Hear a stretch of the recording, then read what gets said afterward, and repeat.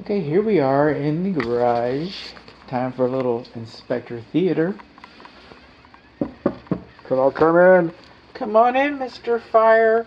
The door's open for you. Thank you. You always make me feel so warm and welcome. This door has springs on it, self-closing springs.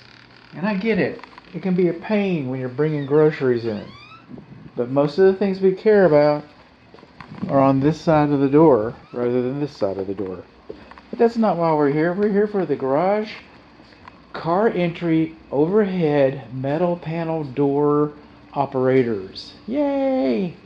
See these lights? Okay, they should have protective covers on them. Our control buttons for these doors are closer to the threshold than 5 feet, so little hands can get up to them.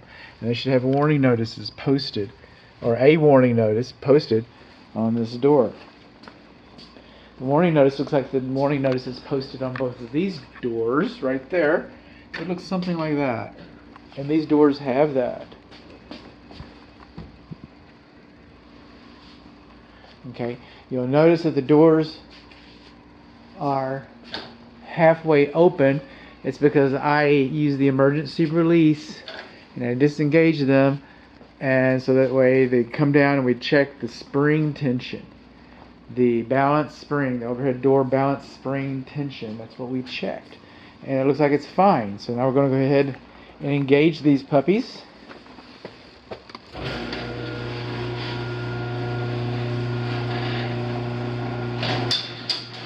We got our courtesy luminaries are on. They're working. Doors come up and they stop and they got fine. We got pull handles inside of the doors we're supposed to. We have spring tension notices on the corners we're supposed to. Now this door does not have a manual door lock on it. That's a good thing because we have an opener. Now if we disengage one of these openers, or we came down and we had no power, you need to open one of these manually. This one does have a manual door lock on it. However, so long as the door is operational, then the emergency door lock should have been decommissioned. So that way you don't close the door, lock it, forgot that you locked it, and turn it back on. So it's just kind of one of those things. That door lock should have been decommissioned. So far, I've found, besides the springs, that the door buttons are too low, and we didn't have a warning notice posted on the doors. And this door lock has not been decommissioned. And then the optic sensors down here, okay, they're higher from the driveway than 6 inches. They're not supposed to be that high. They should be like an inch lower, really. Really?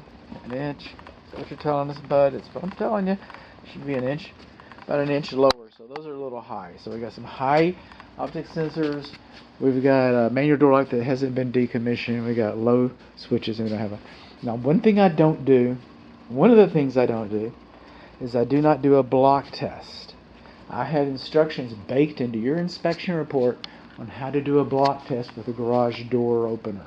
And the seller or the seller's agent can show you how to do that. I made a business decision to do no harm.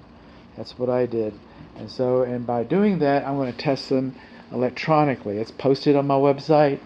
It's posted on my inspection agreement. I'm telling you now, I don't do a block test, but I'm doing an optic sensor. I'm going to come over here, across the tundra here, mile after mile. I'm going to dance over here with my big old flat zombie hoof, like a dancing fool.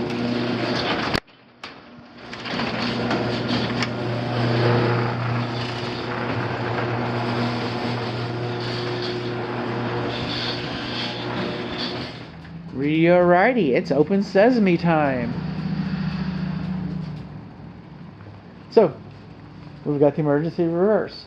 So the only things we're lacking, optic sensors are too high. Door lock has not been decommissioned. These are not GFCI protected. Oh, they are. Well, it says they are. We're going to find out. Okay. Too high. Door lock not decommissioned. No warning notice. Control buttons are too low.